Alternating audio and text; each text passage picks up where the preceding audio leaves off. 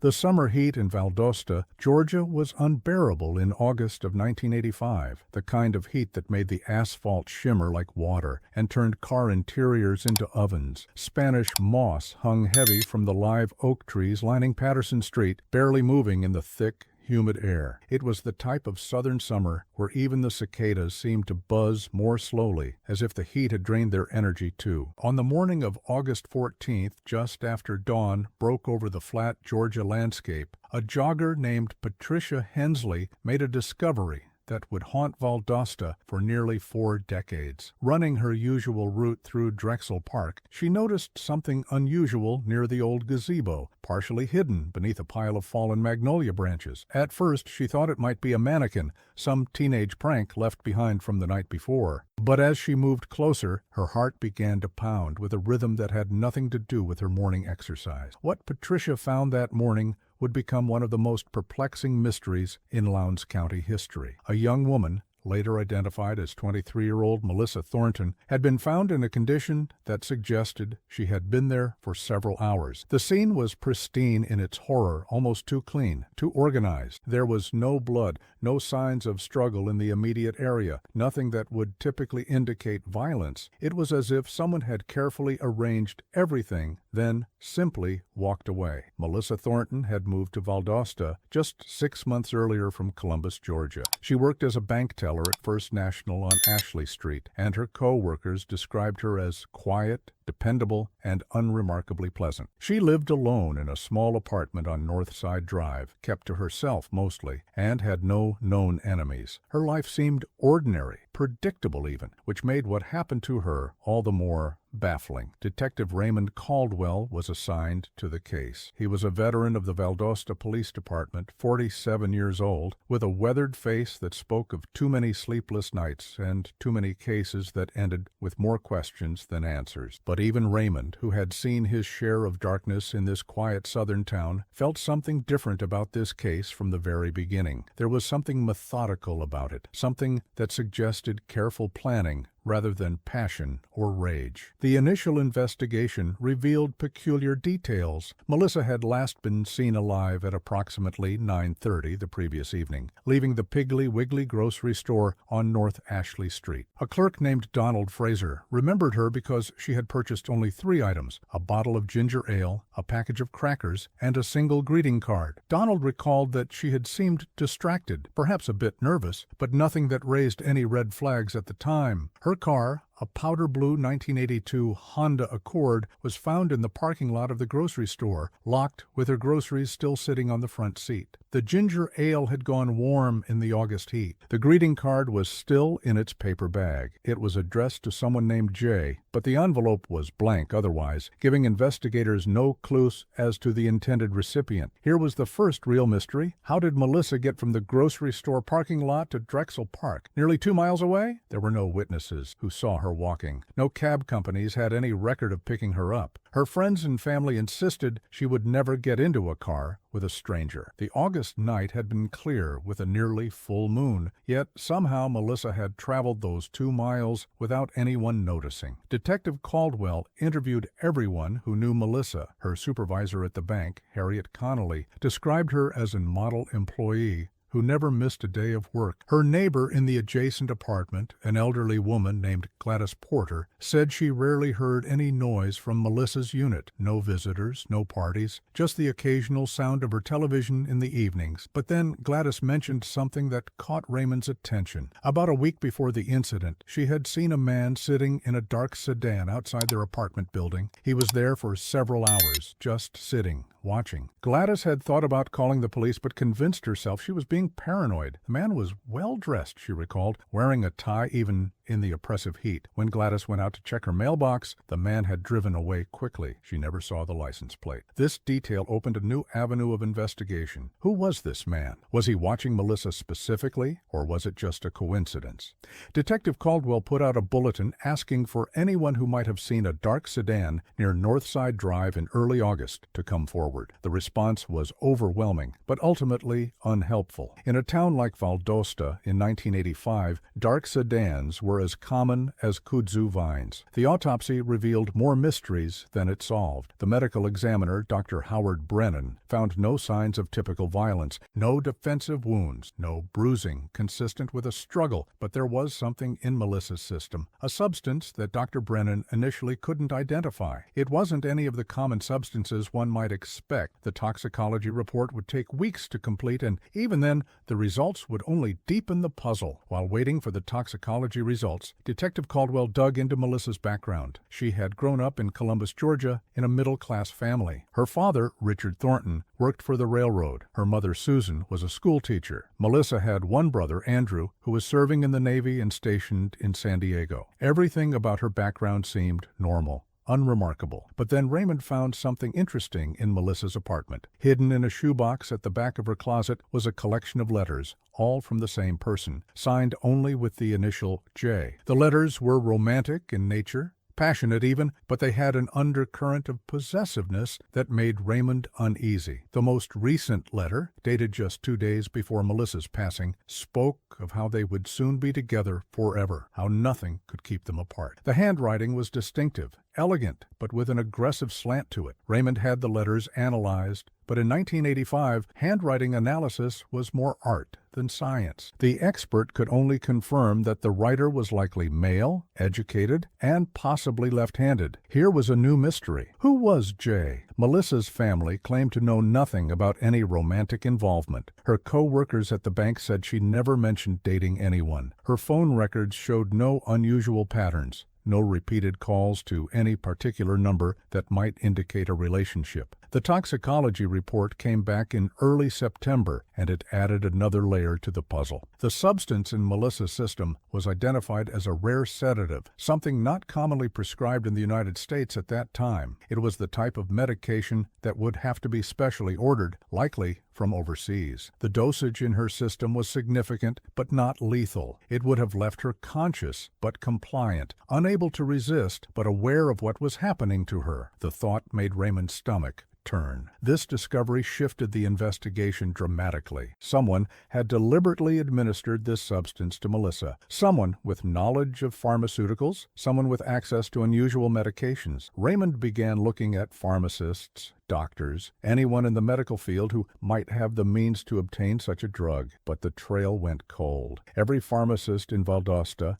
and the surrounding counties was interviewed. Hospital records were checked and rechecked. No one had ordered or dispensed anything matching the description of the sedative found in Melissa's system. It was as if the substance had materialized out of thin air. Weeks turned into months. The leads dried up one by one. The man in the dark sedan was never identified. The mysterious J remained anonymous. The source of the sedative remained unknown. By Christmas of 1985, the case was still open, but the active investigation had slowed to a crawl. Detective Caldwell refused to give up, spending his own time following hunches and re-interviewing witnesses. But the reality was stark. The case was going cold. The Thornton family held a memorial service for Melissa in January of 1986. Raymond attended, standing in the back of the church watching the mourners file past the closed casket. He made a silent promise to Melissa that day, a promise he would carry for the rest of his career. He would find out who did this to her, no matter how long it took. Years passed. Raymond retired from the Valdosta Police Department in 2001, but he never stopped thinking about Melissa Thornton. He kept copies of all the case files in his home office, occasionally pulling them out to review, hoping fresh eyes might see something he had missed. But the answer remained elusive. The case became a local legend of sorts. Old-timers in Valdosta would sometimes mention it, usually when discussing unsolved mysteries or when warning young women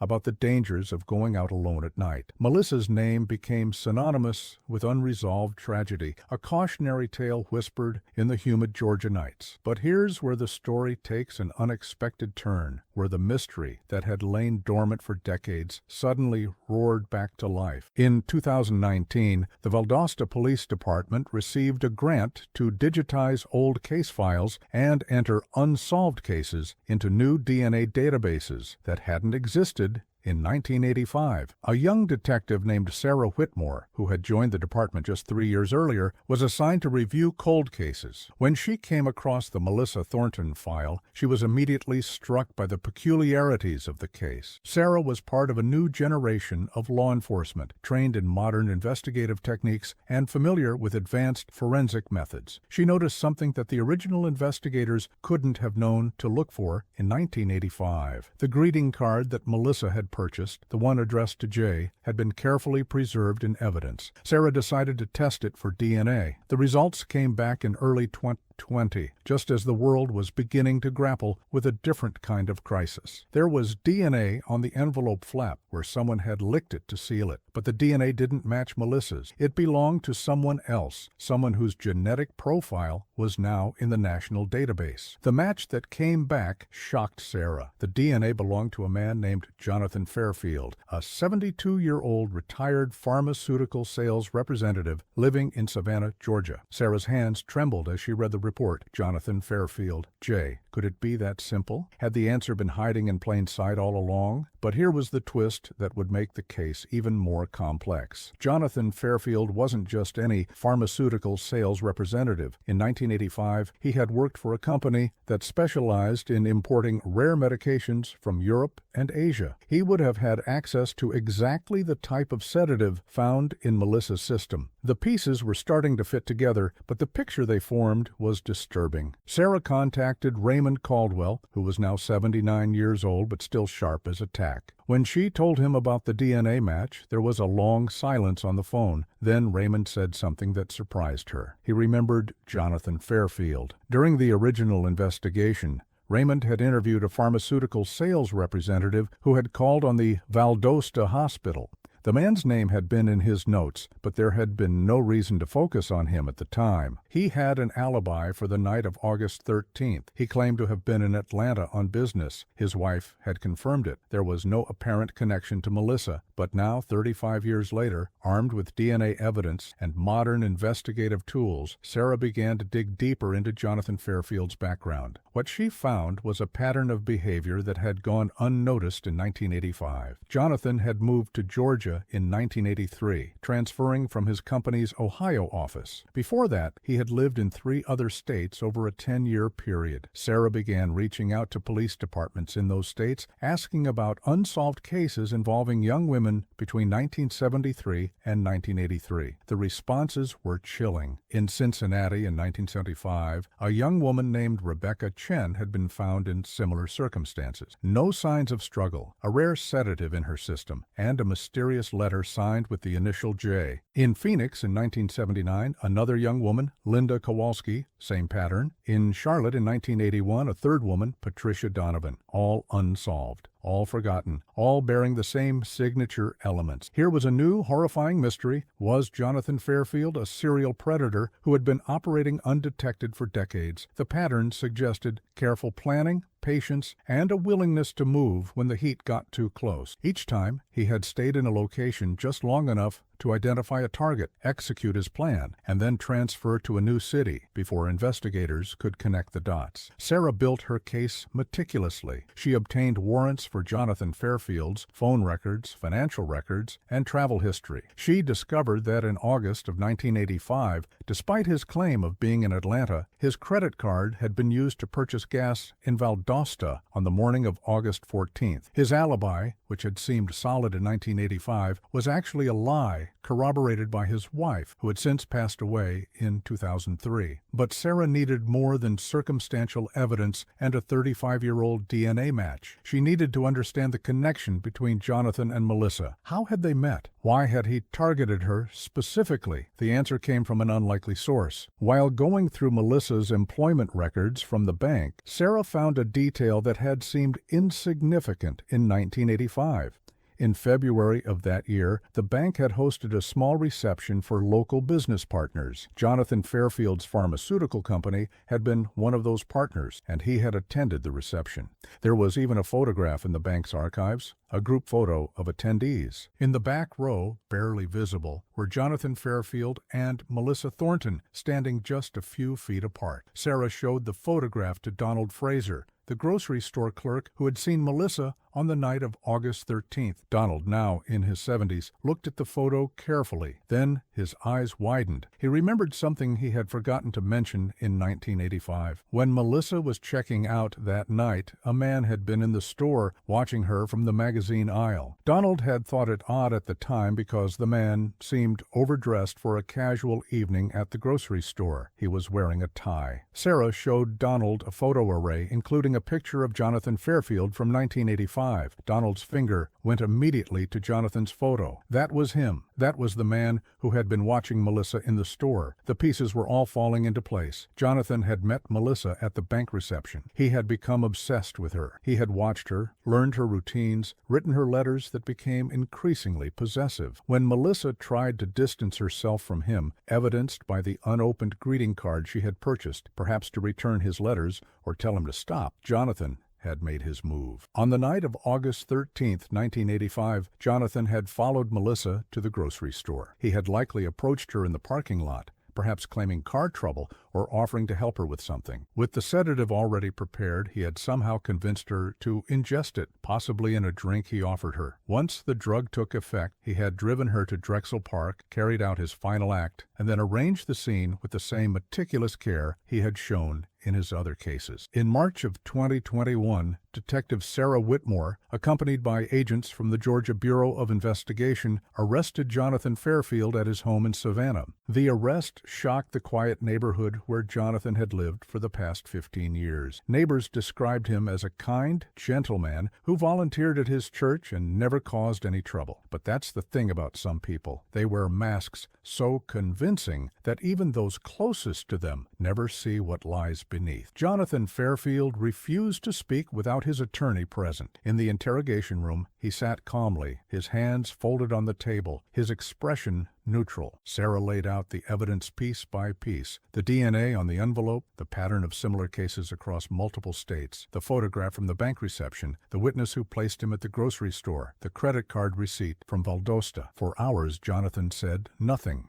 His attorney advised him to remain silent, but then Sarah did something that changed everything. She pulled out the letters Jonathan had written to Melissa, the ones signed with just the initial J. She read them aloud, one by one, letting his own words fill the small room. As she read, something shifted in Jonathan's expression. His carefully maintained composure began to crack. His eyes grew distant, as if he was being pulled back through the decades to that August night in 1985. When Sarah finished reading the last letter, Jonathan finally spoke. His voice was quiet, almost a whisper. He didn't confess, not exactly, but he said something that sent chills down Sarah's spine. He said they never understood. None of them ever understood. Sarah asked him what he meant. Who didn't understand? Jonathan looked at her with eyes that seemed both present and far away. He said, the ones who got away. They didn't understand that I was trying to preserve something beautiful. They didn't understand that love like that deserves to be eternal. The implications of his words were staggering. The ones who got away. How many had there been? How many women had encountered Jonathan Fairfield and escaped, not even knowing how close they had come to becoming another statistic? Sarah asked him directly about Melissa Thornton. Jonathan's attorney immediately intervened, instructing his client not to answer, but Jonathan seemed beyond caring at that point. He looked at Sarah and said, Melissa was special. She understood at the end. I could see it in her eyes. She knew I was giving her a gift. That statement, recorded and documented, would become a key piece of evidence in the trial. It wasn't a full confession, but it was close enough. Combined with the physical evidence, the pattern of behavior across multiple states, and the eyewitness testimony, it painted a clear picture of guilt. The trial began in October of 2022. The prosecution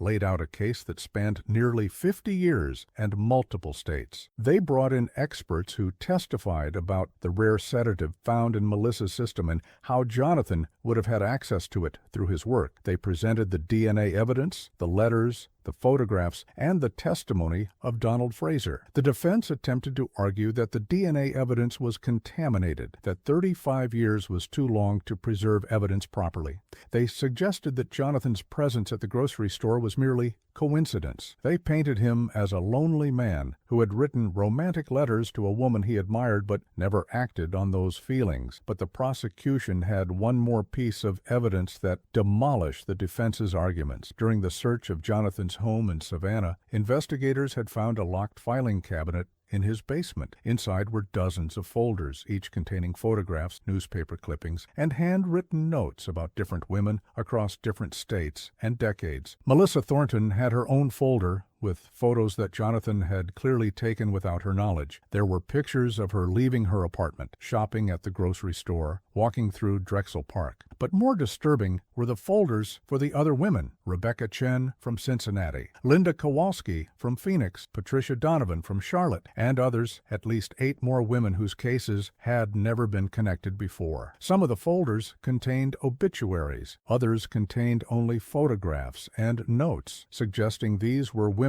who had escaped his attention before he could act. The courtroom was silent as the prosecution presented folder after folder. Family members of the victims who had traveled from across the country to attend the trial wept openly. Raymond Caldwell, sitting in the front row, felt tears streaming down his face as he finally understood the true scope of what they had been dealing with all along. Jonathan Fairfield sat motionless throughout the presentation, his expression never changing. But when one of the prosecutors held up Melissa Thornton's folder, his eyes fixed on it with an intensity that made several jury members visibly uncomfortable. The trial lasted 3 weeks. The jury deliberated for less than 4 hours. On November 7, 2022, Jonathan Fairfield was found guilty on multiple counts related to the cases in Georgia, Ohio, Arizona, and North Carolina. Due to the passage of time and statutes of limitations, he could not be charged for all of the cases in his filing cabinet, but the convictions for the 4 cases where evidence was strongest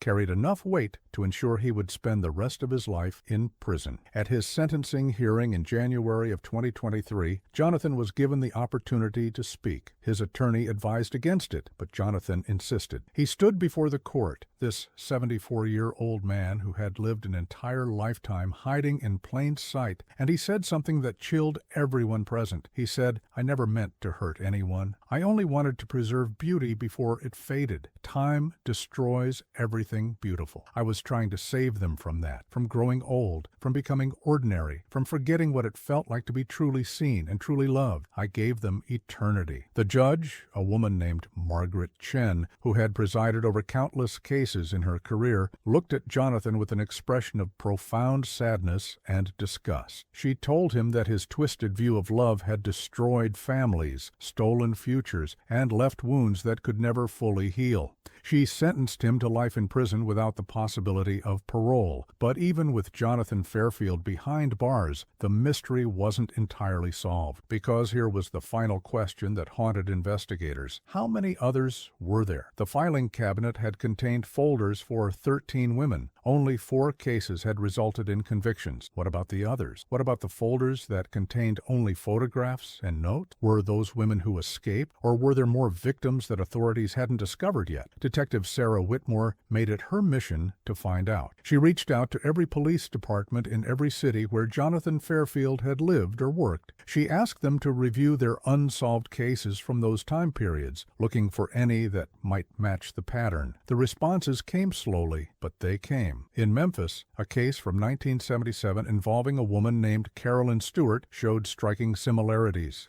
In Denver, a 1988 case involving Sandra Martinez. In Jacksonville, a 1993 case involving Michelle Garrett. Each one matched the pattern. Each one had gone unsolved. Each one had a folder in Jonathan's filing cabinet. As of the spring of 2024, investigators have connected Jonathan Fairfield to at least 11 cases spanning 5 decades, but there are still 2 folders whose subjects remain unidentified. Just photographs of women, no names, no locations, no dates. Women who may have escaped, or women whose cases were never reported, or women whose disappearances were never connected to anything suspicious. Those 2 folders sit in evidence storage now, silent mysteries within a mystery that has finally been solved. Sarah Whitmore sometimes pulls them out, studying the faces of these unknown women, hoping that someone, somewhere, might recognize them and provide the final pieces of this terrible puzzle. Raymond Caldwell passed away in August of 2023, just a few months after Jonathan Fairfield's conviction. He died peacefully in his sleep, finally able to rest after keeping his promise to Melissa Thornton. At his funeral, Sarah Whitmore gave a eulogy in which she spoke about Raymond's dedication, his refusal to let Melissa be forgotten, and how his meticulous documentation of the case in 1985 had been crucial to finally bringing Jonathan to justice nearly 4 decades later. The Thornton family found some measure of peace with the conviction. Melissa's brother Andrew,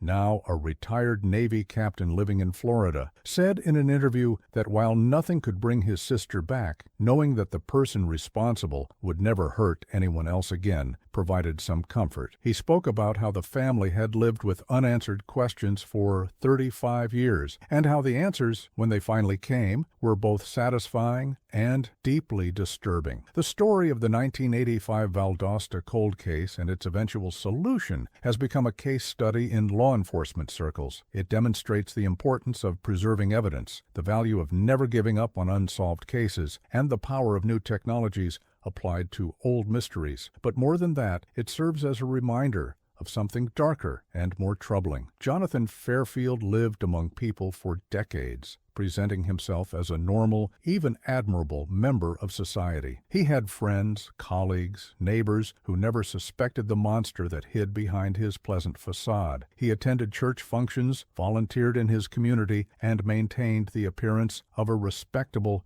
retiree, all while keeping his filing cabinet of horrors locked away in his basement. This is what makes the case so unsettling. Evil doesn't always announce itself. It doesn't always look like what we expect. Sometimes it wears a tie and works in pharmaceutical sales. Sometimes it volunteers at church and smiles at neighbors. Sometimes it hides in plain sight for 50 years, patient and careful and utterly monstrous. The women in those folders were daughters, sisters, friends. They had futures that were stolen from them. They had families who never got closure until decades later, if at all. They were reduced to evidence, to case files, to folders in a filing cabinet kept by a man who saw them not as human beings, but as objects to be preserved, collected, and filed away. What can we learn from the Melissa Thornton case? Perhaps it's that justice, while sometimes delayed, can still arrive. That the dedication of investigators like Raymond Caldwell and Sarah Whitmore, separated by decades but united in purpose, can bridge the gap between crime and consequence. That advances in technology can breathe new life into old cases and provide answers that once seemed impossible to find. But maybe the deeper lesson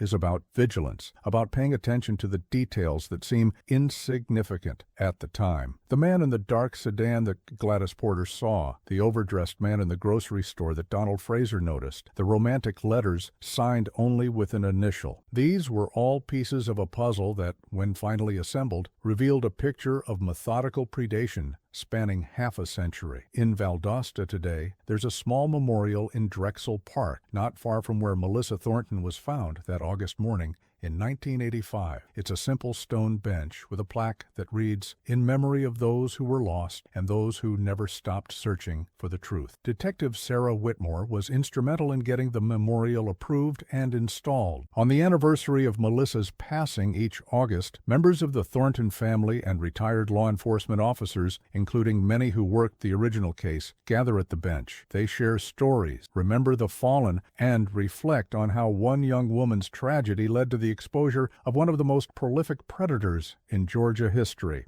The case files remain open for the 2 unidentified women in Jonathan Fairfield's filing cabinet. Sarah Whitmore continues to work on them during her spare time, reaching out to missing person databases, cold case groups, and anyone who might provide a clue to their identities. She's determined that every victim will be named, every family will get answers, and every folder will be closed. As for Jonathan Fairfield, he resides in a maximum security facility in rural Georgia. He's in his mid-70s now, in declining health, unlikely to see freedom ever again. He refuses most interview requests, maintaining the silence he adopted after his initial statement at trial. Psychologists who have evaluated him describe a man with a profound disconnect from normal human empathy, someone who genuinely believes his actions were motivated by love rather than violence. This is perhaps the most disturbing aspect of the entire case. Jonathan Fairfield doesn't see himself as a monster. In his twisted worldview, he was an artist, a preserver of beauty, someone who understood the fleeting nature of youth and loveliness and tried to capture it forever. The fact that his method of preservation involved ending lives seems to him like an unfortunate but necessary component of his mission. The psychological evaluations, the expert testimony, the analysis of his behavior all point to a profound pathology that developed early in his life and grew more sophisticated over the decades. But understanding the psychology doesn't make the crimes less heinous. If anything, the calculated nature of his actions, the careful planning, the methodical documentation, makes them more chilling. The story of the 1985 Valdosta cold case is a story about persistence. It's about a detective who refused to let a case go cold in his heart, even as it went cold in the official files. It's about a new generation of investigators willing to apply modern tools to old problems. It's about families who waited decades for answers and finally got them, even though those answers brought as much pain as closure. But it's also a cautionary tale. It's a reminder that predators can be patient, that they can hide in plain sight, that they can present one face to the world while keeping another locked away in a basement filing cabinet. It's a reminder to trust instincts, to report suspicious behavior, to take seriously those small details that don't quite add up. The case has inspired changes in how law enforcement handles cold cases in Georgia and beyond. Many departments have allocated resources to reviewing old files, entering evidence into modern databases, and applying new forensic techniques to cases that were once thought unsolvable. The success of the Melissa Thornton investigation has provided a blueprint for how persistence, technology, and good old-fashioned detective work can combine to achieve justice, no matter how much time has passed. As the sun sets over Valdosta on warm August evenings, the Spanish moss still hangs heavy from the live oak trees on Patterson Street. The cicadas still buzz in the thick, humid air. Drexel Park still welcomes joggers and families and people seeking respite from the heat. But now there's a memorial bench, a quiet reminder of a young woman who lost her life and the decades-long journey to bring her justice. Detective Sarah Whitmore sometimes visits the bench, sitting there in the fading light, thinking about Melissa Thornton and all the others whose stories intersected with Jonathan Fairfield's terrible collection. She thinks about Raymond Caldwell and his unwavering commitment to a promise made at a funeral in 1986. She thinks about the two unidentified women whose faces stare out from photographs, still waiting to be named. And she renews her own promise, the one she made when she first opened that cold case file back in 2019. She promises that she won't stop until every name is known, every family has answers, and every victim of Jonathan Fairfield's twisted version of love is finally brought home, at least in spirit, to the people who never stopped looking for them.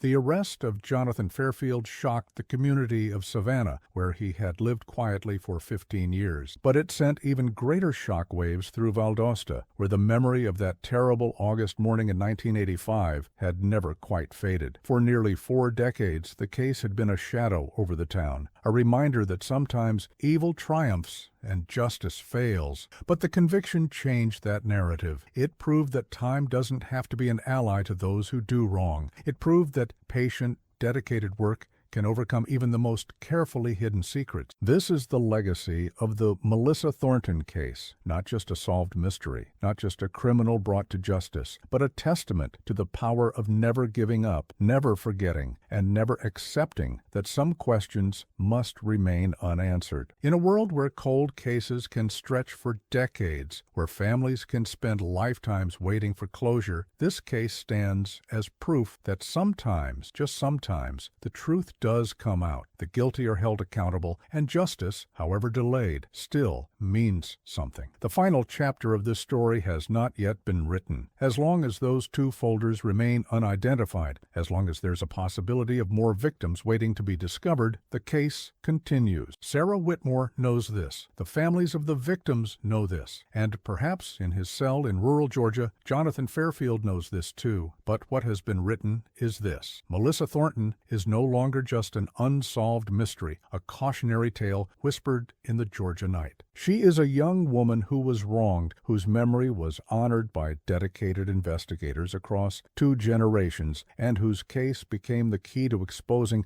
a predator who thought he could hide forever in the ordinary routines of everyday life. The heat still shimmers on the asphalt in Valdosta during August. The magnolia trees still drop their heavy blossoms in Drexel Park. But now, when people tell the story of what happened there in 1985, it doesn't end with unanswered questions and cold trails. It ends with an arrest that shocked the community, a trial that revealed the truth, and a conviction that proved justice can survive even the longest winter. And that, perhaps, is the most important lesson of all, that the work of seeking truth and justice is never wasted, even when it takes 35 years to bear fruit. That dedication and skill and refusal to surrender can overcome time itself, that the victims of violence deserve more than to be forgotten, filed away, reduced to cold cases gathering dust in evidence rooms. They deserve to be remembered. They deserve to have their stories told. They deserve to have someone like Raymond Caldwell make a promise at their funeral, and someone like Sarah Whitmore fulfill it decades later. They deserve justice, no matter how long the road to get there might be. This is the story of the 1985 Valdosta cold case. This is the story of Melissa Thornton and the detective who never forgot her, and the investigator who finally brought her peace. This is the story of how patience, persistence, and new technology combined to solve a mystery that had haunted a Georgia community for nearly 4 decades. And this is the story of how one arrest shocked a community but brought closure to so many families who had waited so long for answers. The bench in Drexel Park stands as a monument to all of this, to loss and dedication, to questions and answers, to the long journey from that terrible August morning in 1985 to the courtroom in 2022, where justice was finally served. It stands as a reminder that some promises are worth keeping, some cases are worth solving, and some victims are worth remembering, no matter how much time has passed.